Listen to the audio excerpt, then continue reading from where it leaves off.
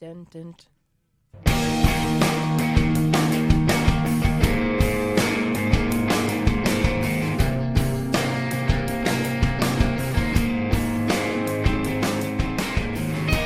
Coming to you from Rochester, New York, home of the Lilac Festival, Strong Museum of Play, and the National Tech Institute for the Deaf. Your one-stop shop for everything nerdy and geeky. Here's FC3 Monkey Business, starring your hosts, Tanya Metris, Chris Frank, and Billy Dietor. Coming at you in the latest 4D technology, here's your host, Chris Frank. Becca. She said she was going to be in town this weekend, but she couldn't actually make it into the studio, so we went ahead and used her introduction anyway. Yeah. I love how she says Dietori. Dietori. I get that pronounced many different ways, and that's one that's pretty common, to be honest with I wish you, people would just pronounce it in the proper Italian fashion. It's Smith. Yes. The R silent. It's Billy Smith. That's me. Only if he's related to Kevin. There you go. Yeah, that too. His distant cousin Kevin. Yeah. Disowned. The black sheep of the family. That's me. I don't know. In a black sheep contest, I would think Kevin would probably beat that one out. Nah. He's done pretty well for himself. Yeah, that's true. He's a pop culture icon. I'm a pop culture idiot. No. Stop it. You've forgotten more than most people know. Yeah, and that's part of my problem. Yeah. You are so down on yourself today. What's We're going tired. on? Is it the weather? It's the what's weather. going Maybe. on? I don't know.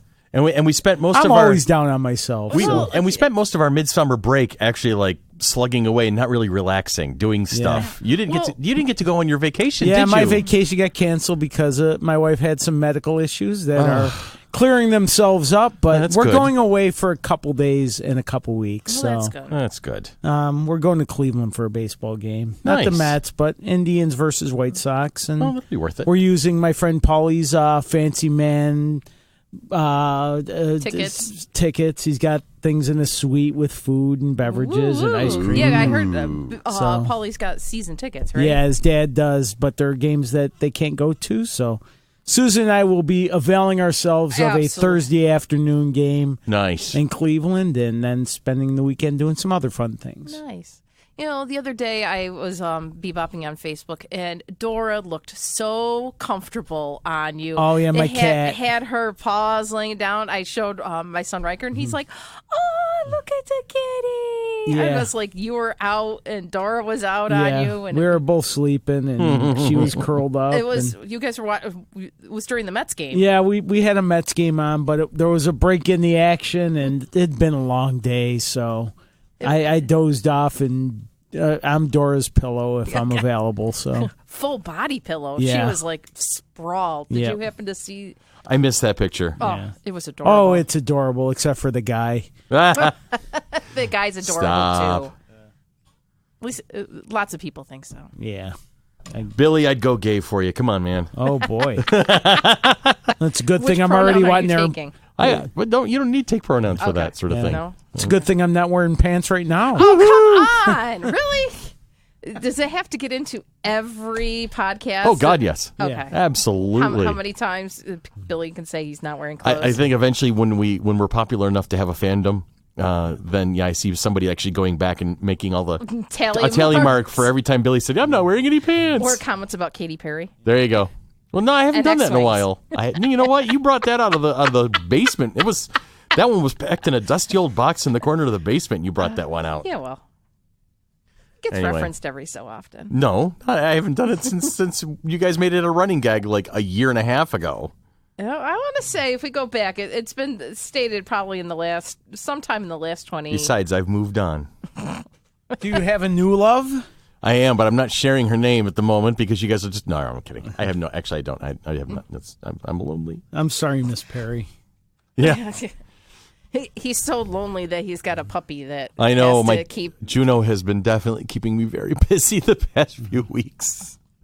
Your puppy. She destroyed basically all of her toys, and so there was this perfect storm for there was 3 or 4 days where there was nothing in the house for her to chew on except for Sneakers. the couch and sneakers. And I did find a nylabone under the bed, under a couch, so she had that to work on for a little bit. So there was a lot of walks to keep her from chewing the house up.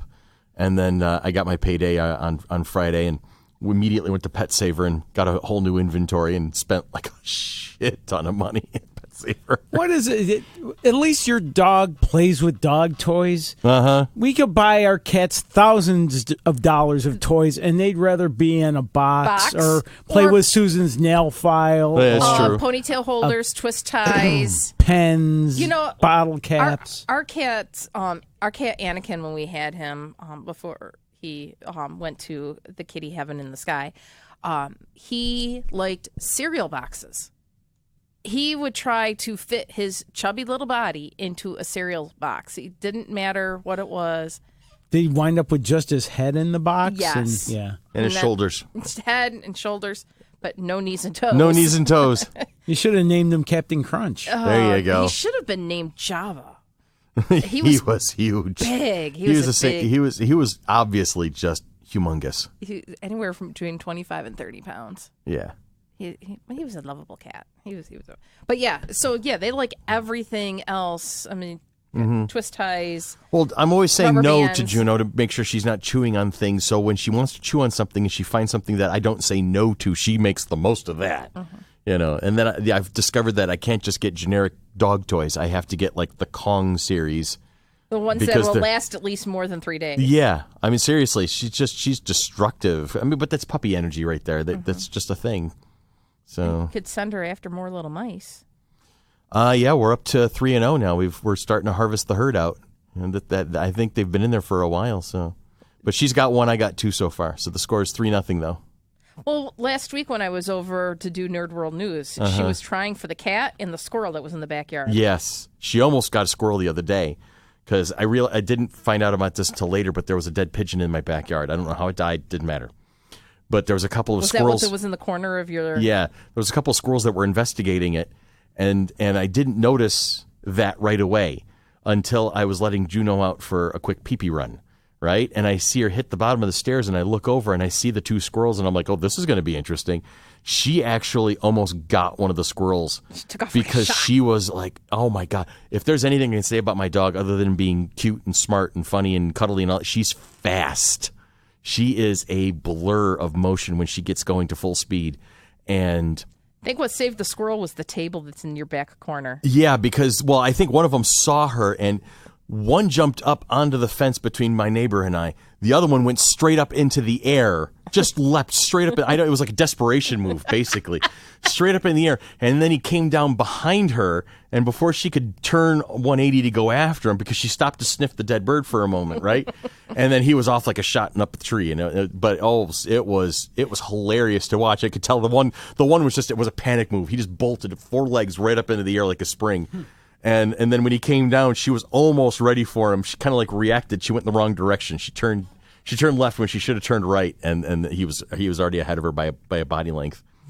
But yeah, here's the thing about mice I've noticed, because I've been using a combination of like good old fashioned mouse traps, not like the board with the wire thing, but like the plastic ones that pull the mouse up in and snap, and it's a little cleaner, a little more humane.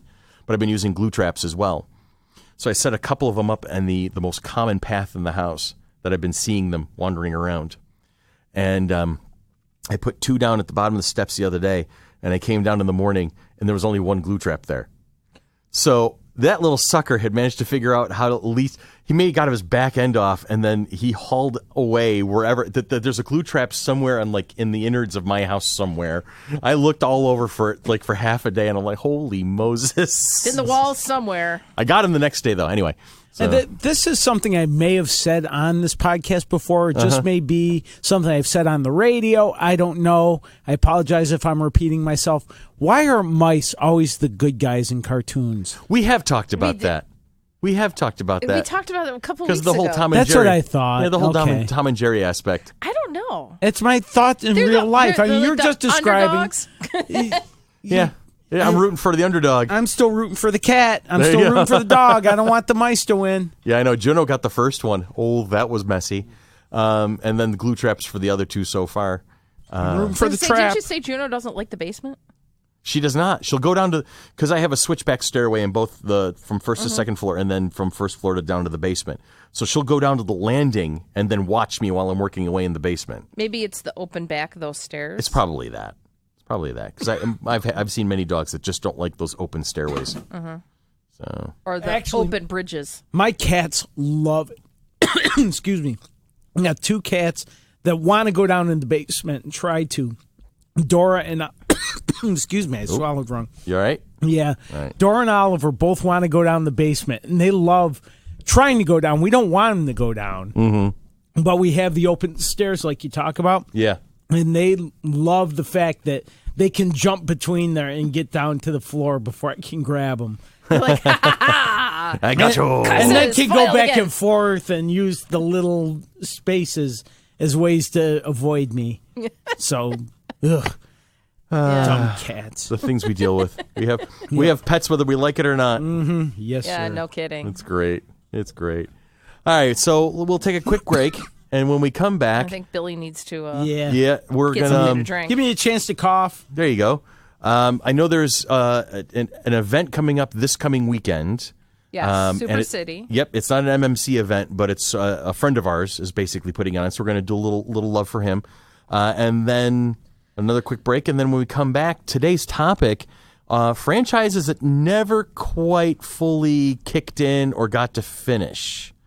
Case in point, Chronicles of Narnia, 7 books, but only 3 movies were ever made. So we'll talk about Game stuff of like Thrones? that. Game of Thrones is not. That's a complete story, though. However, Whether you like the ending or not. they didn't finish the books. Oh, the books aren't done The yet. books aren't done yet. Books aren't done, so we can. But that's a podcast discussion for another day. That's going to be another day because Game of Thrones is a thing that we should probably just talk about one of these days. Oh, I'd have to make sure I watch the whole series. Oh man, I'm telling you, I was into it until the very bitter end. I hung in there to the bitter end, and I was Season 1. I was decently pleased with the finale of Game of Thrones, but there were some what the hell moments throughout that season 8 there. Anyway, That's another thing. So we're going to take a quick sidetrack. break. Yeah, seriously, we'll come back to that one in a few weeks, I think.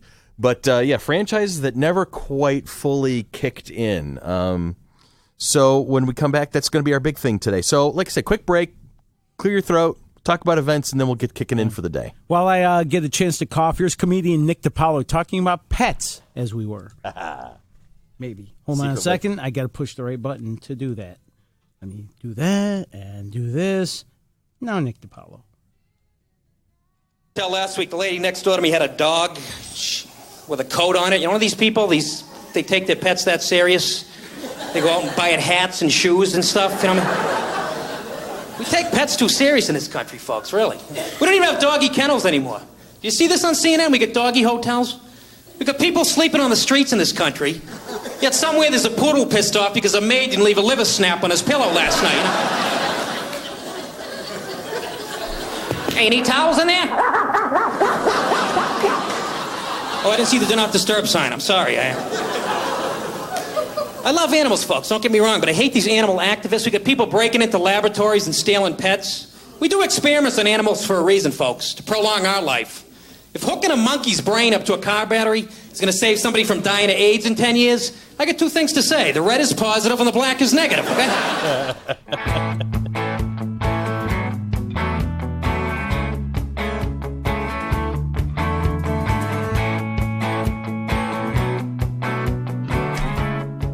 All right, so like I said, coming up this weekend, the 24th and 25th? Or is it just 24th? 23rd and 24th. 23rd and 24th. Friday and Saturday. SuperCityRochester.com is the website. We're going to be turning the east end of downtown into Super City. And what is it? It's basically an outdoor convention is the best way to describe it. And that is our buddy Jason Hilton over at Pop Rock, the serial comic book and culture headquarters of the world, over there on East Avenue. So definitely check that out. There's going to be a pub crawl Friday night, which may be a cosplay pub crawl, if I'm not mistaken. I've got it up right now. Now, keep in mind that, basically the quote-unquote vendor floor, which is going to be the outdoor event itself, that's free of charge to all families and all members of the family, so definitely get a chance to walk around and check that out.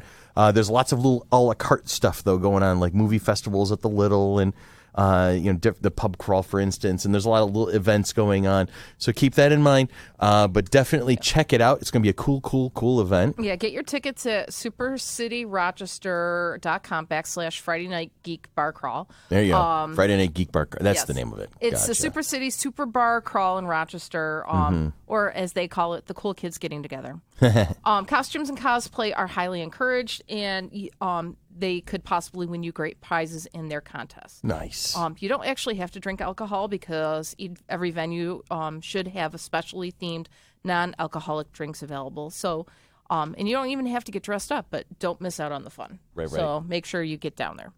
Now, what do we have coming up? Are we back to game nights at the 585? Right. So we would just have finished a game night on the 20th. So this is dropping on the 21st. We have game night on the 27th. Okay. So we have a second family game night. And then Mighty Monkey will be hosting an adult game night on September 10th at the 585 Rockin' Burger Bar. Gotcha. So then, so we've had 3 game nights up until September, and then we're going to take another little break, and changing our format a little bit, because I think we're going to do one night game night, one night trivia, quiz, fun, that type of stuff, but. More details to come and follow, so follow us on FC3's Facebook page. Because as always, what do I say at the end of the podcast? Usually follow us wherever we go and we'll lead you to where the entertainment is. Oh, and it's definitely entertaining. Let's see if Sean will pull the chair out from underneath me this time. Oh, I hope not. No, that's not a nice thing to do. It took 3.5 weeks for the bruises to heal. I know. You were beat up, poor thing. Poor thing. Poor Tanya. Someone did that. What is it? 5th grade? Yes, he is not smarter than a 5th grader. He is going to die. No, we were playing Cards Against Humanity at the adult theme night, and the cards had fallen in between the 2 tables. So I pushed my chair back, bent down, started to pick them up. Okay. Well, Chrissy was sitting next to me, and my friend Sean was on the other side of Chrissy. Unbeknownst to me, Sean pulled the chair out like another inch to 2 inches from behind me. So when I stood up to sit back down...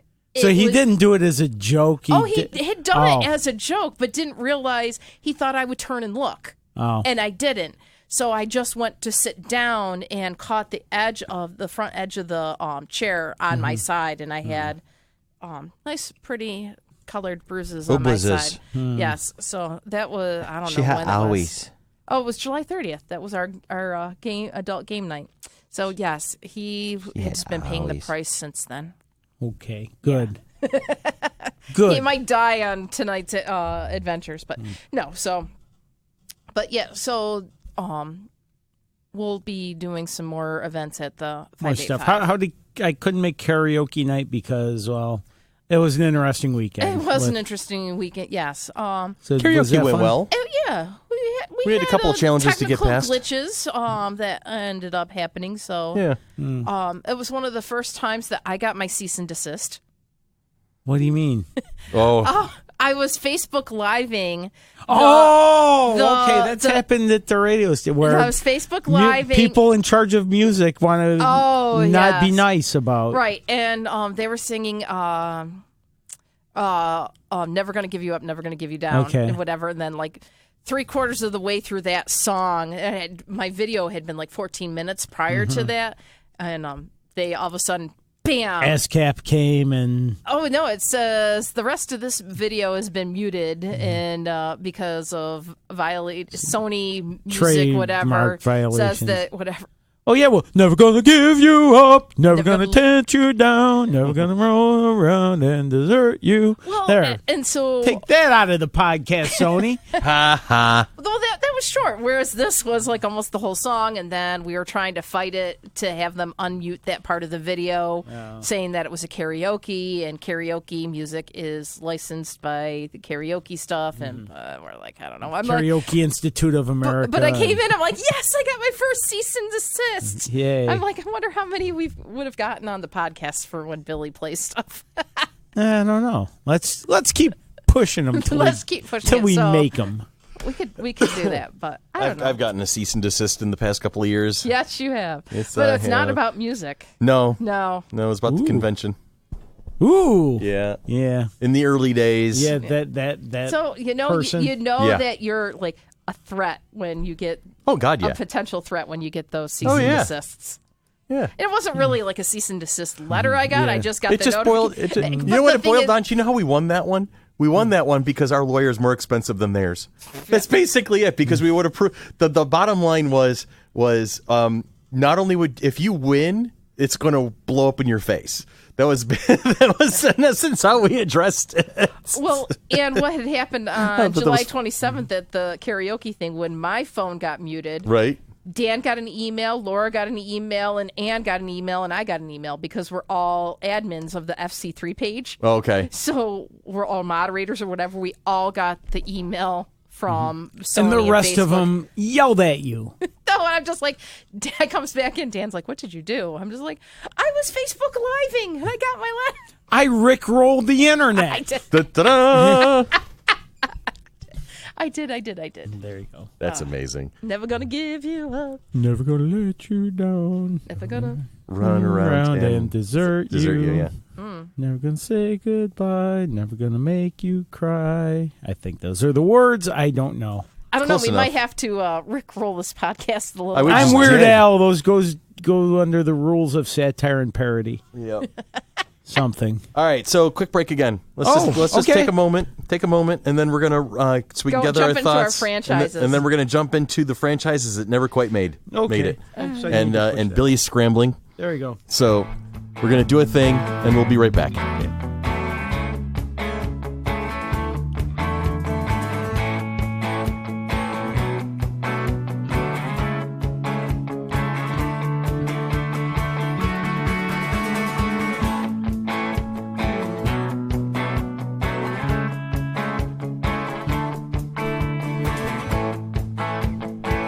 Superhero pose. What was that? It's my superhero pose. She's doing superhero poses.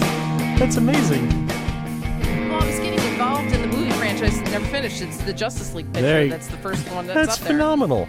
Behind the scenes. Tanya just got up and did a superhero pose, and I was I floored could do by that. superhero landing. That's amazing. That's It's tough on the knees. We need to put this out on video. I'm telling you. Oh, that's coming. No. That's something we're working on.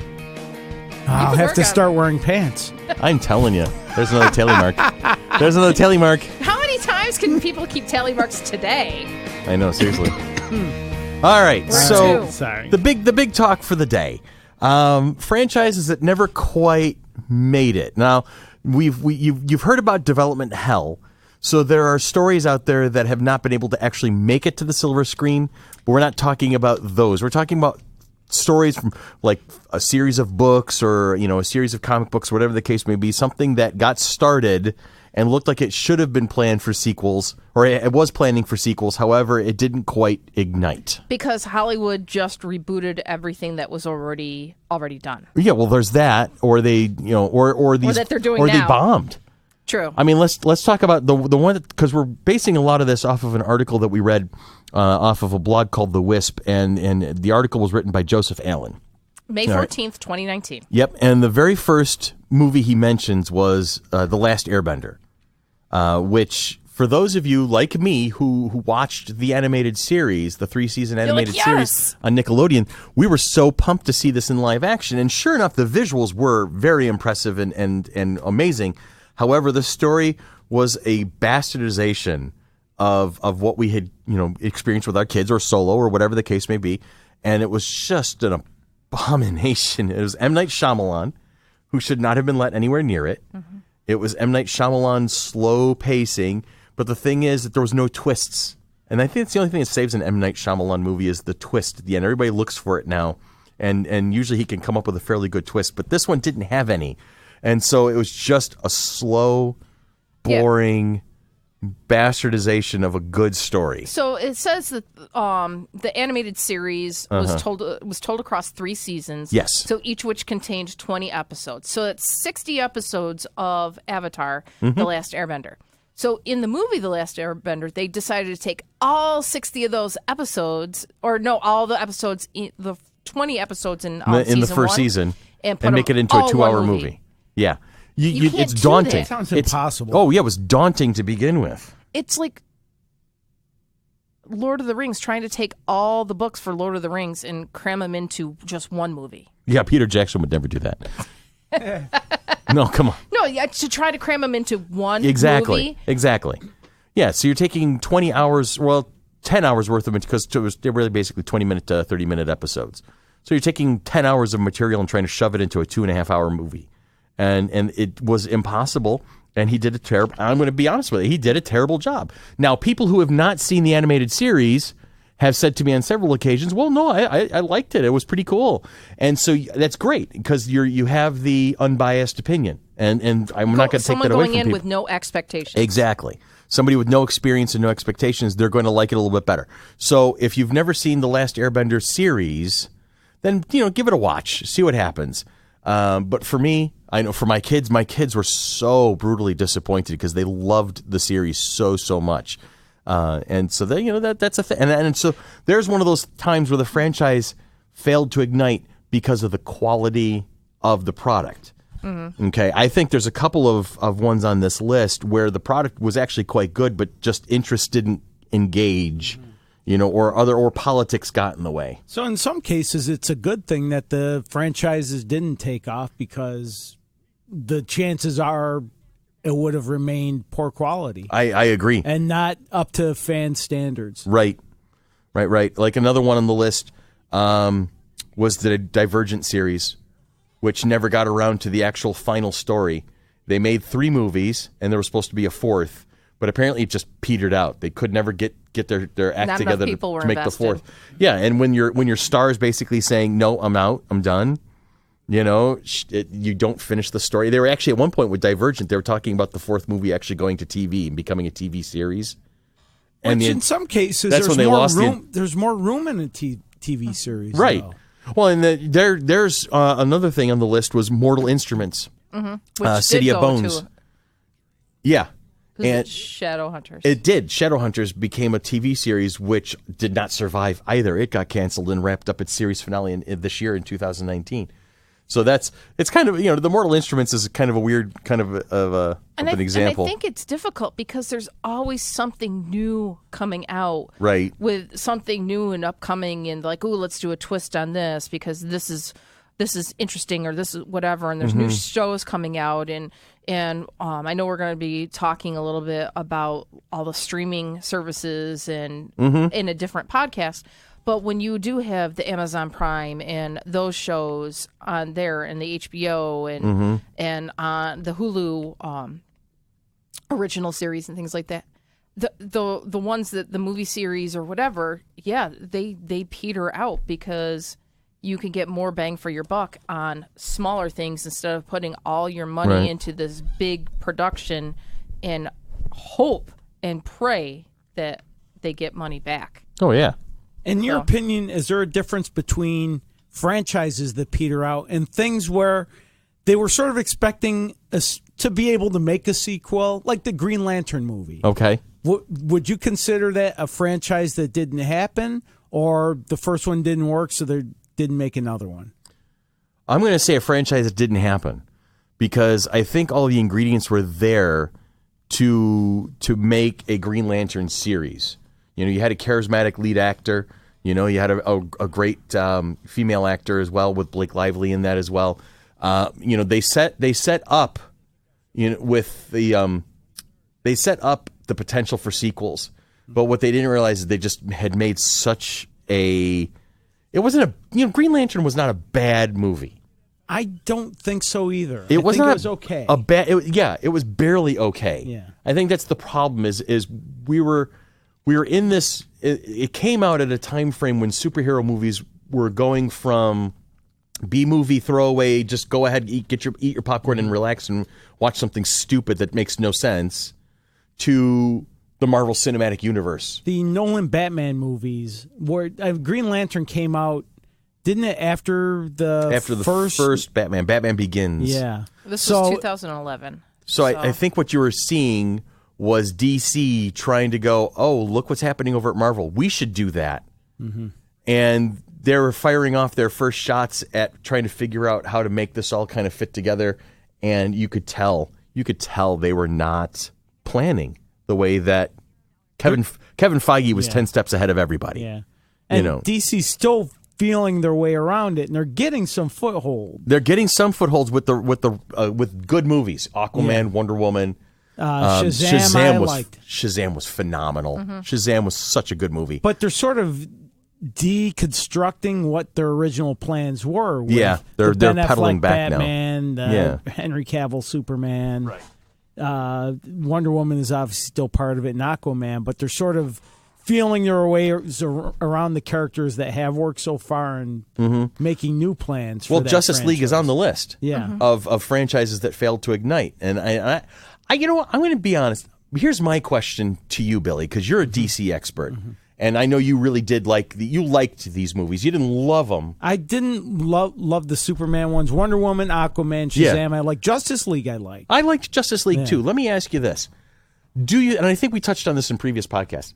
Do you think Justice League's problem was not the quality of the movie, was not the movie itself, but it was the politics around the movie? It was the fans already making up their mind about the movie and basically just setting the tone that it was going to be a bad movie. They were setting the expectation that it was a bad movie. I think because of the reaction to Batman v Superman. Yeah, Batman v Superman was just weird. It put a sour taste in people's mouths. Yeah. To where they were expecting the worst with Justice League. And honestly, as a fan, didn't get a great movie, but got a good enough movie. And there were definitely positives in it that if they had better movies going into Justice League, they would have been more forgiving towards Justice League. So Justice League would have been better received. Yeah, people can forgive Iron Man 3 because they had Iron Man 1, they had Captain America, they had other good movies before Iron Man 3 showed up. Right. So and Iron Man 3 wasn't that bad. Iron Man 2 was a bit weak, but Iron Man 3 wasn't that bad. Well, if we're looking at the writer's perspective, he says DC's never going to be able to compete with the Marvel Universe. Not anymore, no. Marvel's eons ahead now. The dark, gloomy aesthetic of the films never totally worked, and it always feels like they're just trying too hard to be Marvel. So it's a matter of, they're better as the TV shows rather than trying to do the movies. Like the DC shows. But the movies are still making a ton, and the ones that work, Aquaman made a ton of money. Oh, yeah. Still not the best movie, but I walked out of that movie so happy. Oh, I know. Out of Jason Aquaman. Momoa as Aquaman, that was perfect. When they had Topo the Octopus playing the drums, that's it. I'm good. Yeah. When they had Black Manta with the goofy football-shaped helmet, they nailed the look of Ocean Master and Black Manta. Everything that worked in the comic books looks silly on the film, but it's looked like that for decades for a reason, because it's visually arresting, and I really like the fact that they translated the goofy look. They didn't sort of change the look. Like Wolverine. I still want Wolverine with the yellow and blue costume. Yeah. Or the brown and yellow, or the blue and yellow? The blue and yellow. Oh, the X-Men outfit. Gotcha. The yellow spandex. Yeah. That he references in one of the movies. I want to see Wolverine in that costume because it worked for a long time. You just might now. Yeah. You just might. It's going to be interesting to see how MCU is going to incorporate X-Men and Fantastic Four. Is Wolverine finally going to be 5'3"? I know. Is there a capable actor that would be able to do that at that size? I have to think about that. That's a tough one. That's a tough one. Yeah. All right. What's some of the other another one that was on here? there was National Treasure. Right, which was so set up to have a third movie made, with but didn't. With the Book of Secrets. Yes. And it very well might still. Has Nick Cage gone completely off the reservation, though? He still However, makes good movies. He does. Does he? As of 2018, a script for the third film was close to being finished. Really? But the film has not been yet greenlit. I'll watch the hell out of it. I'll tell you that. I'll show up for that. Yeah, as it says, the film ends on the cliffhanger with the president handing Ben Gates the fabled Book of Secrets. And telling him what page to look at. Look on page 47. And then what is it? Riley, what's on page 47? What's on page 47? Exactly. The plot for the next movie. Right. So. And how long ago was that now? Book of Secrets? 2004 was National Treasure. Right. So Book of Secrets. Was it about 3-4 years later? Or Probably. Hold on. 2008? I can look, but I mean, it was just a truly The first fun. one was fantastic. And see, for me, I know you're going to disagree with me on this next statement, Tanya, but I'm a 2007. history. I love history. I'm a history buff, and American history especially. This one was okay for the history part. Yeah, because it didn't. Because it was like They brought you into it instead of clobbering you over the head with it. Because it was a scavenger hunt. Yes. It was a mystery. It was a puzzle. It was a scavenger hunt, and they showed such great reverence for American history. In I thought unlocking that was great. those puzzles, the unlocking of the puzzles and trying to make that connection, that's what pulled me in. Not the history part. I would just bring you along with me to help the history part. Translate that part. Translate that part. Yeah. But and Sean Bean lived. Yay! It's one of those rare movies where he actually makes it all the way through. The other one is Jupiter Ascending. And if you look at the trivia for Jupiter Ascending, towards the end, Sean Bean's character goes, "Made it through." And it's more of a tongue-in-cheek reference to his characters typically dying in all the movies and TV shows he's a part of. So even here, it's like, what's on page 47 of the President's book? Yep. We may never find out. Who knows? And it says, is there a sequel? Mm-hmm. Is there a National Treasure 3? Who knows? Who knows? Will there be a National Treasure 3? Could be, Nicolas Cage, Harvey Keitel, Justin Bartha has at least a couple names, but I don't know. Another Nicolas Cage related one. Yeah. Kick-Ass. Right. There was two of them. There was two of them. The second one not as good as the first. I enjoyed the second one. Didn't like it as much as the first one. I haven't seen you either. rarely Right there do. with you. The second one, but since then the comics have still existed. The comic is still on my pull list. Okay. Kevin Smith recently did a run on the comic. Oh, really? Yeah. Of course he did. And now there's someone else doing it, and the comic is very interesting, funny. There's a Hit Girl. In fact, it was Hit Girl that Kevin Smith did. There's Kick-Ass and Hit Girl comics. Yeah. The character brought to life by Chloe Grace Moretz. Yes. So I think there's still room for a Kick-Ass. Yeah, it says comic book author Mark Millar said that a third movie would depend on the success of Kick-Ass 2. So Which far, didn't, an end of the trilogy has not been greenlit. Yeah. So as of May 19th, 2019, it hasn't been greenlit. So it could be that the sequels aren't necessarily following the success of the first movies. And I think that's what's that's usually difficult. a franchise killer.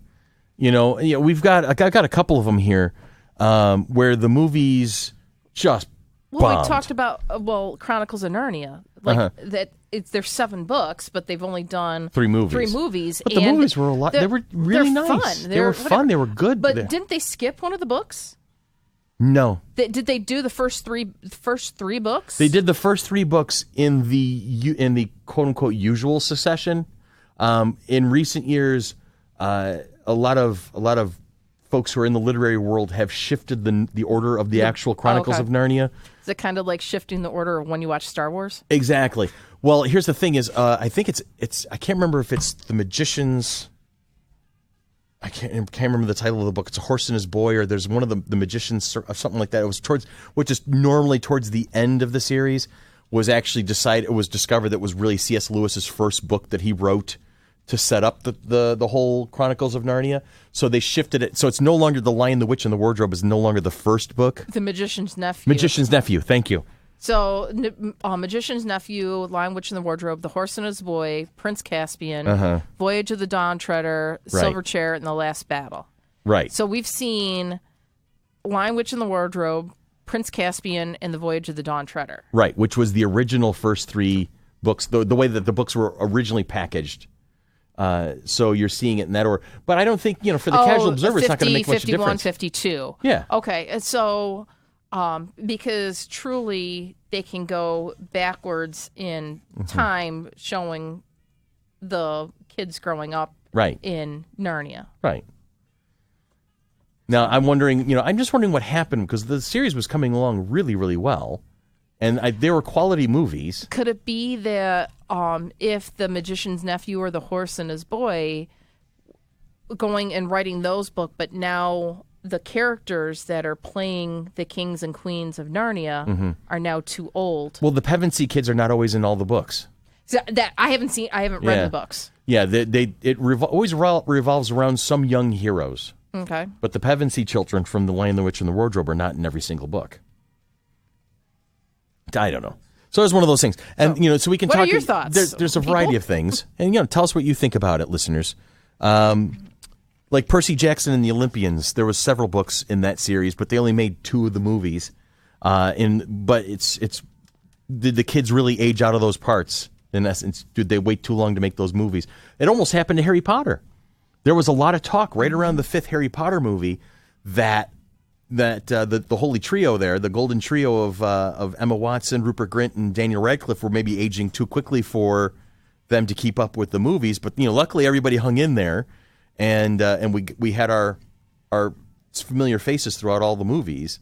But is that like maybe Percy Jackson and the Olympians had that kind of a thing? The Spiderwick Chronicles, they worried about packing too much in and the kids were getting too old. But like I was saying a moment ago, then there's movies that just bombed. They were franchise setups, but they bombed so horribly, like Ender's Game and Eragon. Chris, were you around when Buckaroo Banzai came out? That was, Bill That's Horse like Cotter. The original. Yeah, one, wasn't it? Bill Horse Cotter actually sent me an email saying, "Hey, I heard you're going to be talking about franchise that failed to ignite," and that was the first one on his list was Buckaroo Banzai. I have an opinion on Buckaroo Banzai. I don't think it was actually ever meant to be a franchise. I don't think it was ever meant to have a sequel. So those the little things at the end. The little things at the end were just jokes. Yeah, that's how I felt too. They were just. This is my opinion entirely. So feel free, dear listener, to shoot me down if you feel like it. But I honestly think with the whole tenor of the movie, I think it was based on a comic book too, wasn't it? I think so. I'd have to Google. I think what it was just another tongue-in-cheek add-on to the whole sci-fi serial that George Lucas always emulated from, the serials from the 50s and 60s.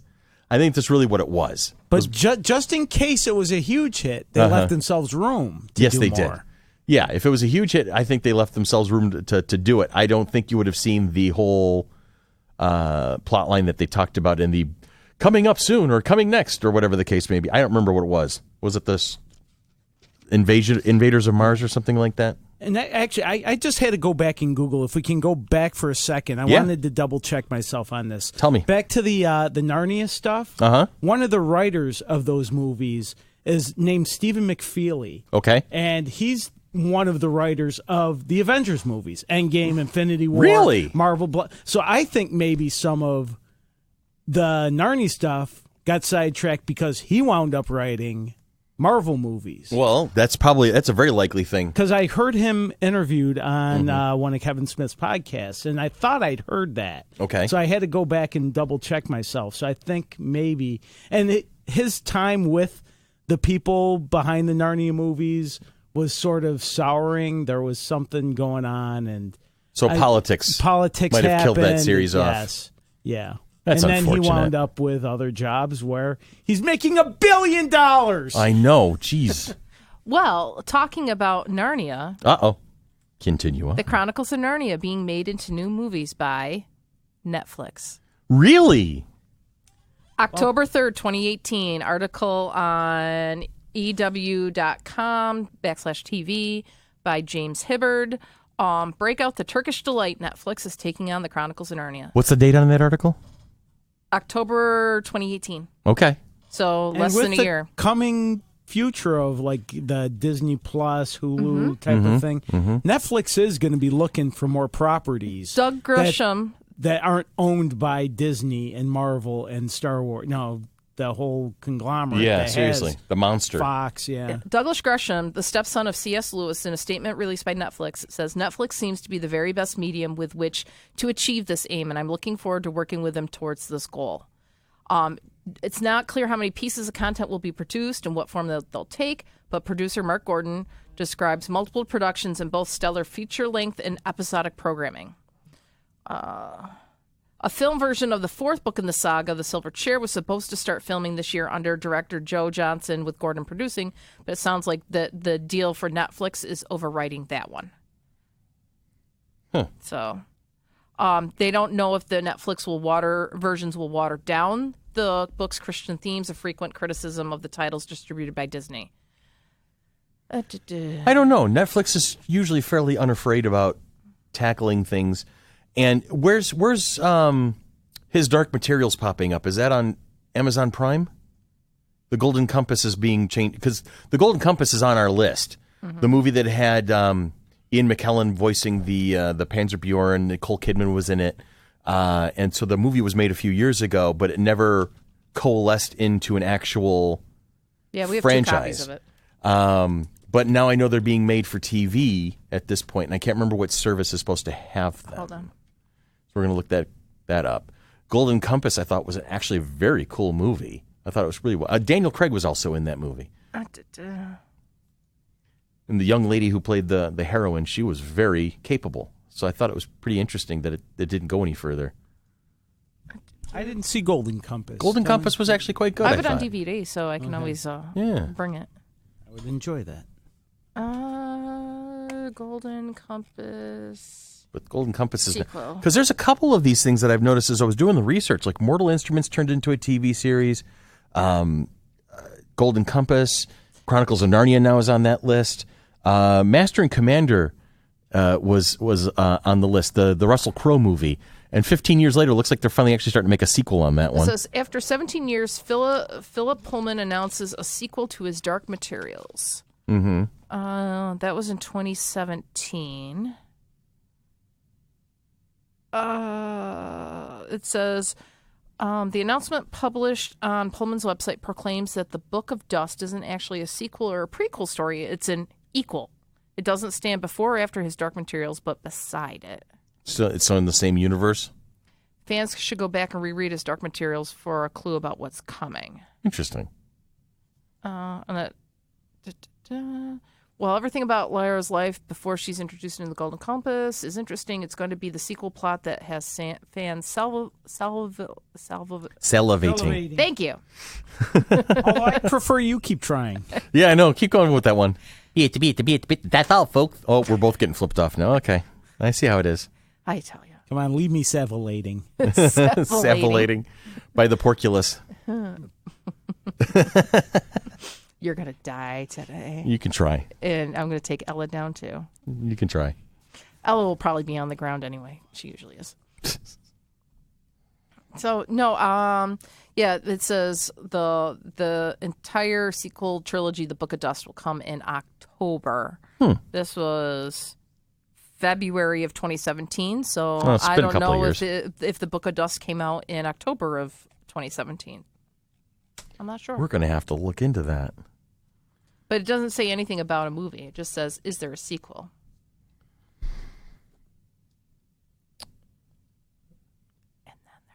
And then there was silence. I'm looking at a couple of things here. And I made reference to the list that Bill sent me, with Buckaroo Banzai at the top of it. But he also indicated Last Starfighter, Starman, and Fifth Element. Fifth Element was never meant to be a franchise. I didn't think so, at least. Did you hear something different? I have not. I always thought Fifth Element was supposed to be a standalone. Yeah, the Luke Besson, visual experience kind of thing that led to Valerian was similar appearance. Yeah. But I didn't see that as a franchise starter. That was always a standalone. I would hope to God that Fifth Element would not be ruined with a sequel. I mean, it's just one of the most amazing movies in my opinion. I know it's one of your very favorites. It's one of my very favorites. Yeah. And it's one of those cult classics. It's not critically acclaimed. It did not make a huge box office, but there's just so much good about that movie. Why The Fifth Element never got a sequel?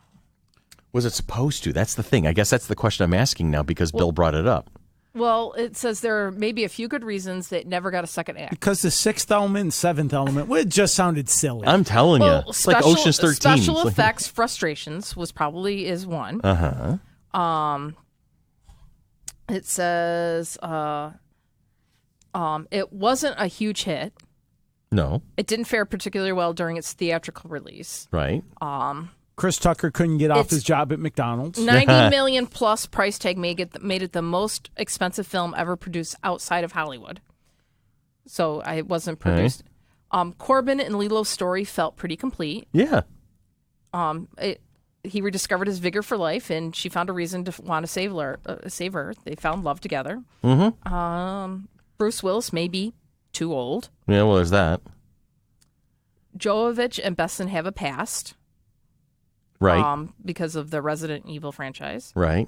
Besson I don't think they want to work together anymore, Besson right? took a long break from directing. Yeah. But it sounds like there never was a plan. I don't think there was a plan for a Fifth Element sequel. Now, listeners out there, if you know of some sort of tidbit or trivia about Fifth Element that we have not covered, let us know. I'd be entertained to hear what you have to say. But I'm thinking that Fifth Element does not fit into this particular conversation today. And Starman had a one-off movie, but then became a TV series for a couple of seasons. Yeah, it did. Yeah, back in the 80s. Mm-hmm. But they said that looking at here, it says it could be Green means go, red means stop, yellow goes go very, very fast. It could have had a spiritual sequel with Valerian and the City of a Thousand Planets because he wrote that too. Right. But that's just, those are both one-off. I mean, Valerian is based on one of the original comic book graphic novel type of literature, because that was one of the originals that was written back in like the 20s or 30s.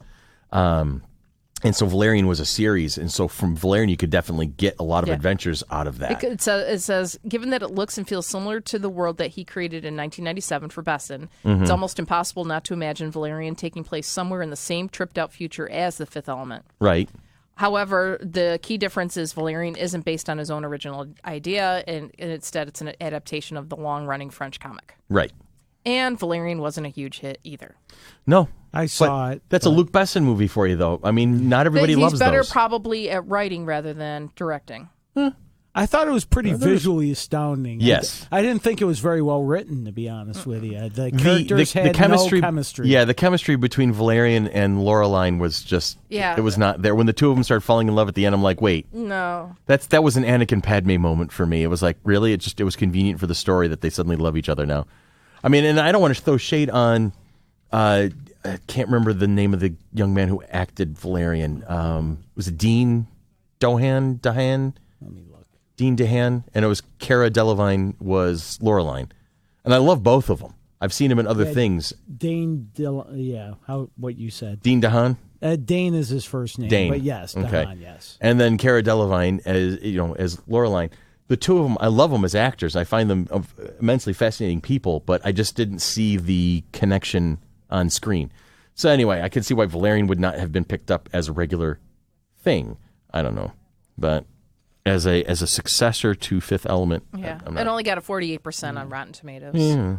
And one of the films on your list, Hellboy. Two, three.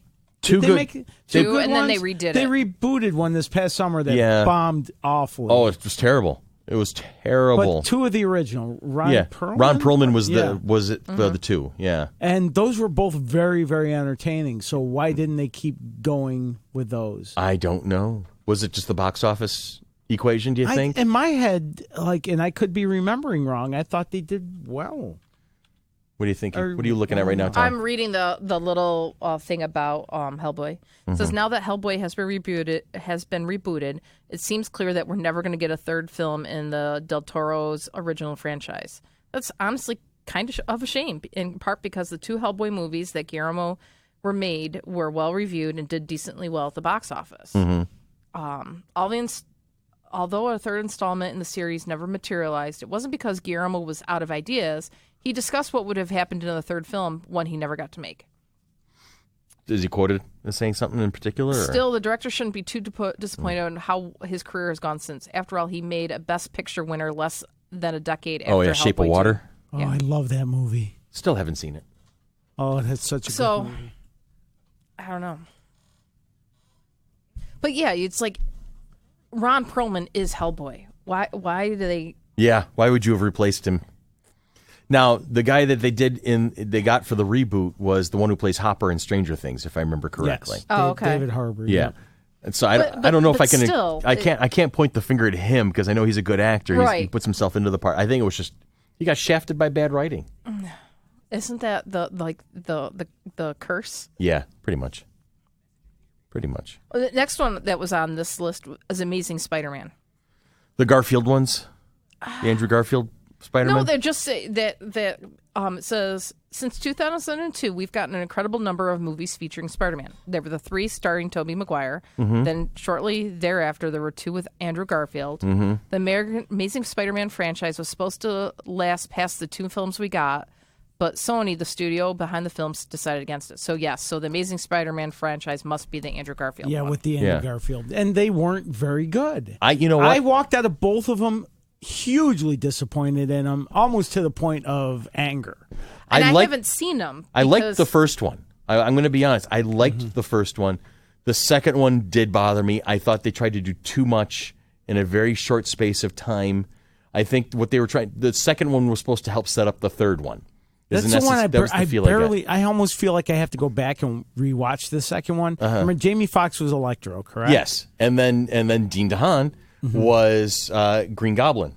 He was playing Harry Osborn. The actor that was the Rhino, the guy from Paul Giamatti. Thank you. Yeah. So obviously, there's three villains in it from right the Sinister there. Six. And they shouldn't have done. If they just focused, I think if they just focused on Jamie Foxx as Electro and left it alone, that it would have been a vastly better movie. But it was because they wrapped up that story and then they tacked on the Goblin crap at the end, where we have to do this, we have to do this, we have to do this, and I think that's what kind of ended that movie being so disappointing. Did they kill Gwen Stacy in that one? I thought so. Yeah, they did that one in the second one.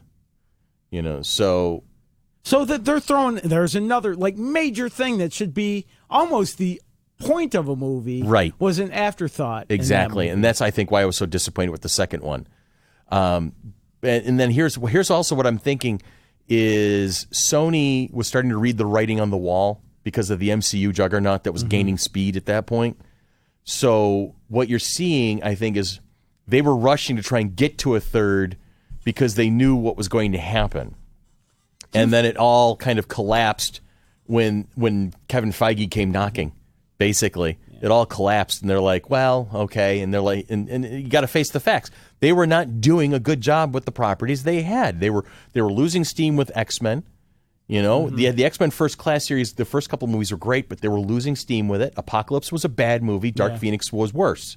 Yeah. And because Dark Phoenix was as Tanya has pointed out, Dark Phoenix was set up as the ultimate X-Men action movie. Nobody was ready for the ultimate X-Men drama. So with a lack of action, Dark Phoenix died. All right. So here's Fox petering out, but knowing that MCU is coming to say, oh, well, can we have our people back, please? We're coming. It's a rescue mission. SEAL Team 6 is coming to pull everybody out of the Fox bin and bring them back to Marvel where they belong. So I'm wondering if the politics made number 2 of the Amazing Spider-Man series as convoluted and congested as it was, and that already put a hole in the ship that was going to be Amazing Spider-Man 3, and then everything kind of folded in around it, and so the whole franchise just kind of collapsed. Plus, I never bought Andrew Garfield as Peter Parker. Really? Yeah. He had, for me, Peter Parker has that sarcasm. He's the everyman. When he's just being Peter, he's a little terminally befuddled sometimes. He's a little, he's the dumbest smart guy on the planet kind of thing. Very easygoing. But when he's Spider-Man, when he's got the mask on and he's got the outfit, he takes on the persona, and he is liable to say anything. Yeah, I think Andrew captured that a lot better than Toby. See, here's the thing. This is how my daughter is a big fan of Tom Holland. All right, so and she's experienced all of the Spider-Man movies before. Tobey Maguire was a great Peter Parker. Yeah. Not a great Spider-Man. Yeah. Andrew Garfield was not a great Peter Parker, but was a great Spider-Man. Yeah. Where Tom has managed so far in the two movies to be both. Yeah. And he's done well at both. 2 Spider-Mans and two Avengers. He was in Civil War. Captain America Civil War. Yeah, he was in Civil War and then 2 Avengers movies. Yeah, and then Infinity. So he's done it 5 times already in a couple years. Exactly. And I didn't enjoy Andrew Garfield, but I may have to revisit because those 2 movies did one of my biggest pet peeves in superhero movies. Really? He told everybody his secret identity. Yeah, that's been a thing in the modern movies. Oh, I hate it. It drives me crazy. And that happens. It's like everybody knows who you are. Yeah, so it's where everybody knows your name. Exactly. But as long as we're talking Marvel, Fantastic Four. Oh God, yeah. Nobody's gotten that right yet. No. Don't make me say Galactus isn't a cloud. You just You just did. The last one, the Josh Trank directed one. To be honest with you, I liked about the first half hour to an hour where it showed Reed and Ben's friendship as kids. Yeah. And why, and that made sense to me. But once they got powers, it kind of stopped making sense, and I kind of stopped caring and got dark. And so the best phrase that I've heard, and I know I've used this in the past in other podcasts. The most recent Fantastic Four movie was a 100-minute trailer to the movie that I wanted to see. Yeah, and the director, he threw everybody under the bus after this came out, and like the studio that didn't let him do what he wanted, blah blah, and he wound up, I think, kind of hurting his career because of it. But what else has he besides the done? fact his movie, Josh Trank. What? Let me look it up because there was something that he was sort of famous for. Hold on, Josh. Let's see. Joshua Benjamin Trank. He's an American film director. Writer. Chronicle. I think Chronicle is the one I'm thinking. I never saw Chronicle. Because he worked with the guy that played Mr. Fantastic in Fantastic Four. Miles Teller. Miles Teller, yes. Yeah, he was good. But he did well. Yeah. It doesn't A lot look of potential. like Mr. Trank has done much, to be honest with you. No, doesn't look like it. No. Doesn't look like he's going to be doing much else either. We'll see where his career goes. He was on Kill Point, a TV series. Filmography. Here we go. Big Fan, Chronicle, Fantastic Four, and Fonzo were his movies. So it looks Fonzo's in post-production right now. Okay. It looked like Fantastic Four was going to be his breakout because he also wrote it. And he broke down instead. Yeah.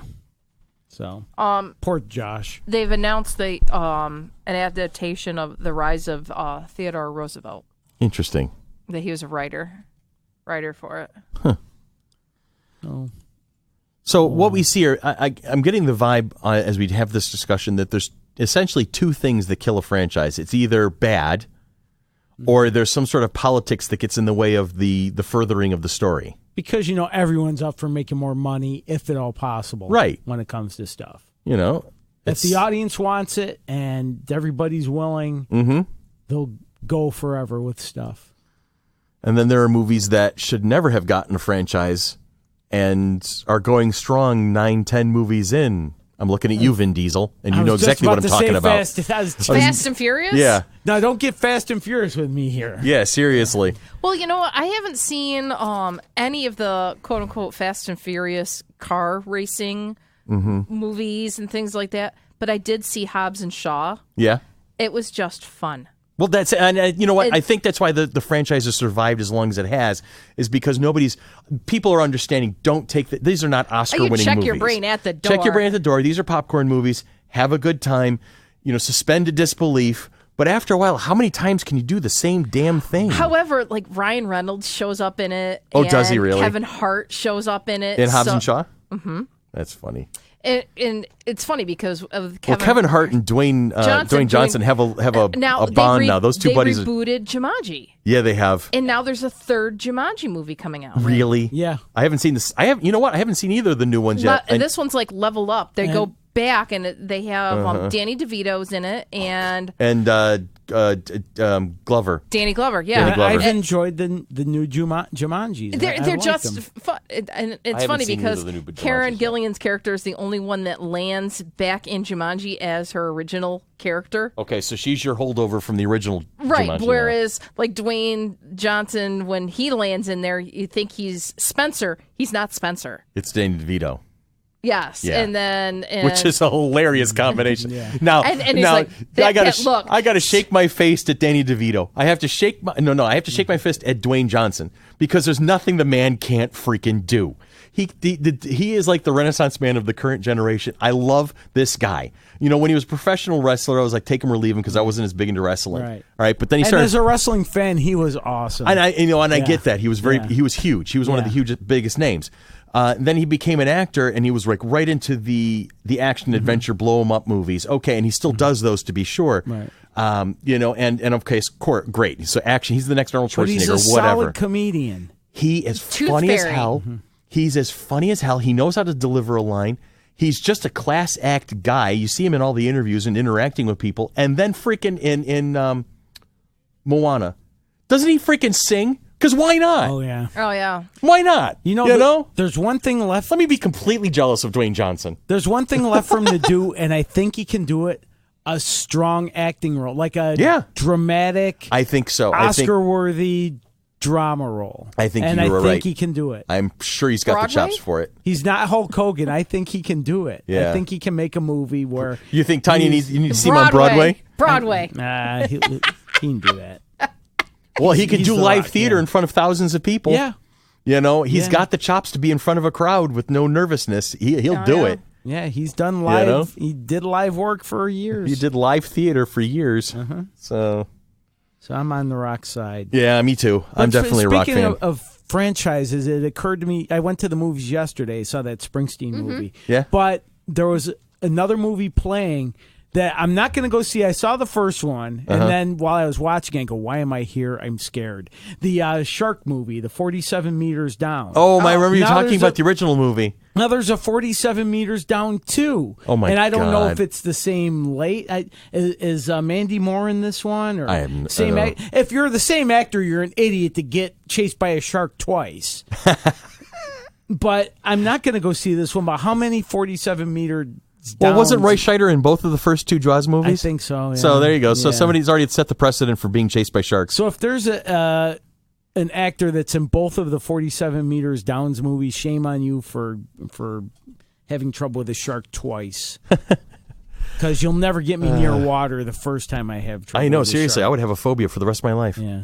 All right, so let's wrap this up. As we said, there's probably two franchise killers out there. You either make a crappy movie and it bombed, or there was some sort of politics that kind of got in the way of getting to a prompt sequel or something along those lines. There are tons. If you ever get a chance to read this article, listener, Last Airbender, Fantastic Four, Spiderwick Chronicles, John Carter of Mars with Taylor Kitsch playing John Carter, Eragon, Ender's Game, Percy Jackson, The Olympians, Lemony Snicket's A Series of Unfortunate Events never quite took off, but it hit a TV series because Neil Patrick Harris was playing the bad guy in that one. It was I can't remember if that was on Netflix or Hulu, but it's out there. Chronicles of Narnia we talked about, Hellboy we talked about, Justice League, Tron was it almost They brought got set that up. back like a couple decades later, right? Yeah, they brought it back. They were going to try and do it again? They were going to try and do it again, but it never quite took. So, but anyway, if there's other franchises, other movies that you think we should be talking about, as always, drop us a note either on our Facebook or on our Twitter. We're always happy to talk to you about it. So we're going to take a quick break. Then we'll be back with our question And of the we'll day. come back and we'll do our question of the week. Day, week, month, year.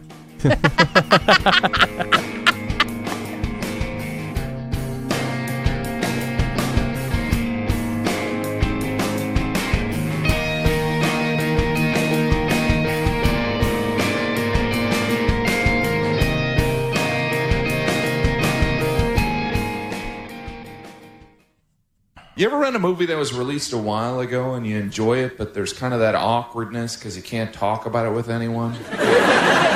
Hey, I just saw Heat.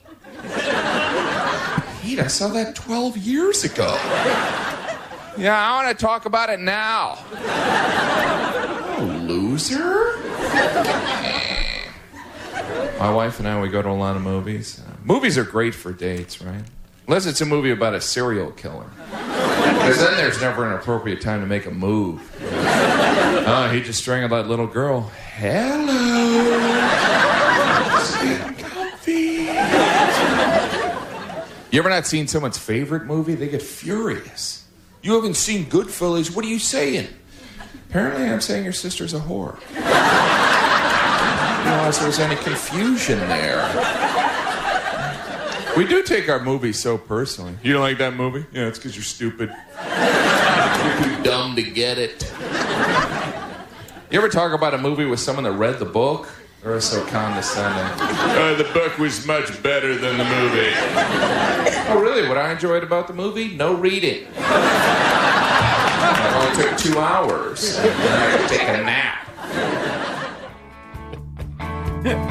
Who was that? Jim Gaffigan.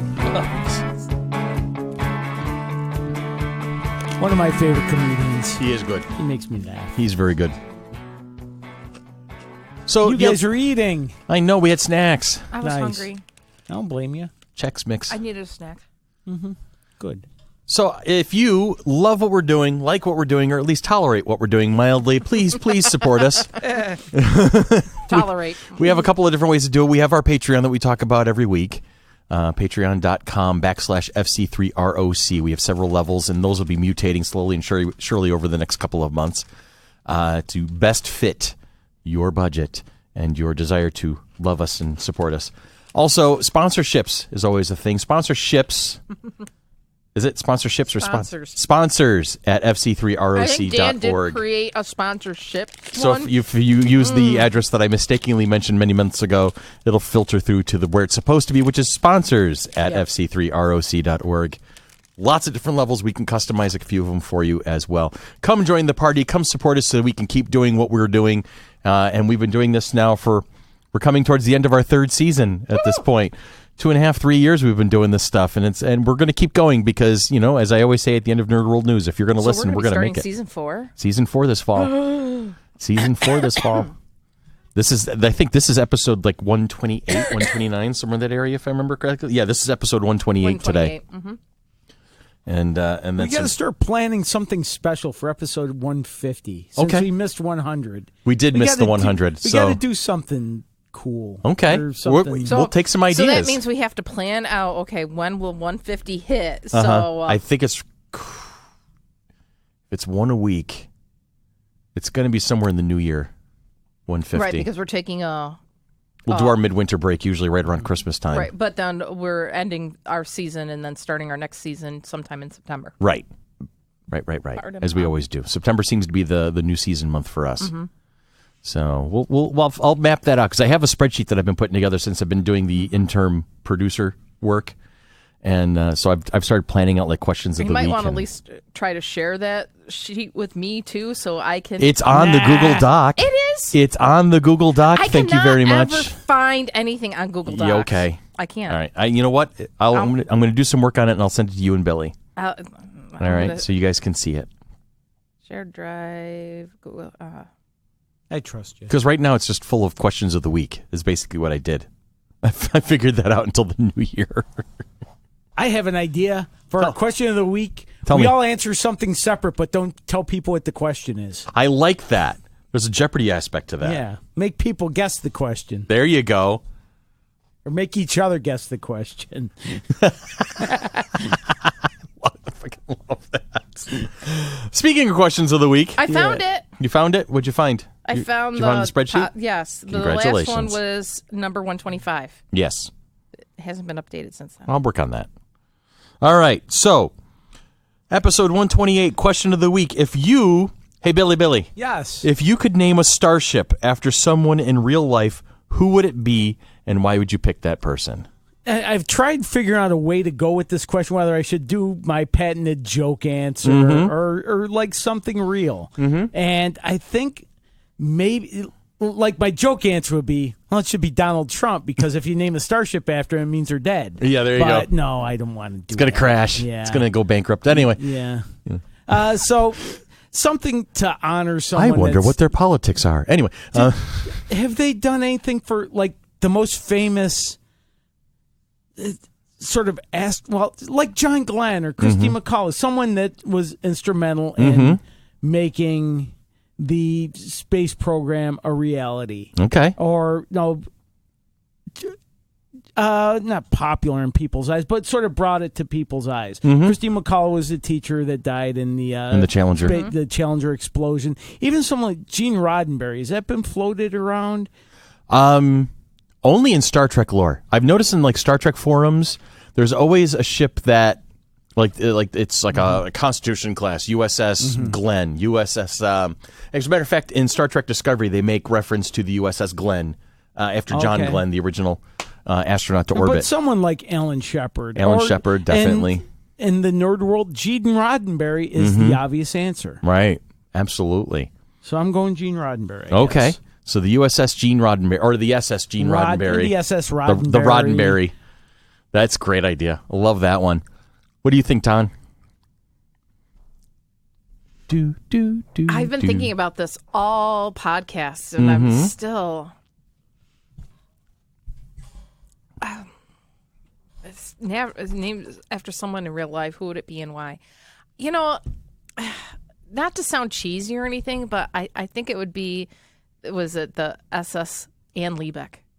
Okay. After our beloved little Anne. After our own beloved Anne. I mean, she reminds me a lot of Susan, that she is a force to be reckoned with. However, she would give you the shirt off her back if you needed it type thing. And she has brought us together even more so than we were at one point. And it's kind of like grounded us and made us more like cohesive as a group. We've accomplished more as a company when she came on board. Absolutely. And she does so much for different causes and volunteers and Girl Scouts and FC3 and the American Ronald McDonald House, Heart Association. She's a machine. I think there's something about, I think I'm signing up to help run like the breast cancer walk with her, to run the registration type thing. And that's very nice. You want personal. She makes me want to be a better person at times. Wow. She really does. I know the two of you have become very good friends over the past year that you've gotten to know each other. Yeah, she just makes me always want to be a better person, and I have her back. Good deal. I like that one. Yay, me too. I like that one a lot. So, and I'm going to cry. You're getting all misty over there. am. It's cute. That's sweet, though. That's for genuinely good reasons. Yeah. See, now for me, and I have Fireball for you, Ann, too. So.